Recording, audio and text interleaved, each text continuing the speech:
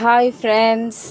தெருவாசலையும் open பண்ண முடியாதுங்க, கொல்லை வாசலையும் ஓப்பன் பண்ண முடியாது. இங்கே ஒருத்தர் படுத்திருக்காரு பார்த்தீங்களா, நைட்டு ஃபுல்லும் இப்படி தாங்க படுத்திருப்பார். இவரை தாண்டி தான் நம்ம வெளியில் வரணும், உள்ளே போகணும். இவர்கிட்ட பர்மிஷன் வாங்காமல் நம்ம போக முடியாது. அதோடு அங்கே ஒருத்தர் படுத்துருக்குறாங்க பார்த்தீங்களா, இவர் வந்துட்டு அடுப்பானலே தான் படுத்து கிடப்பார். கொசு கடிக்காமல் மழை டைமுக்கு குளிராக இதமாக இருக்கும், அதுக்காக படுத்து கிடப்பார்.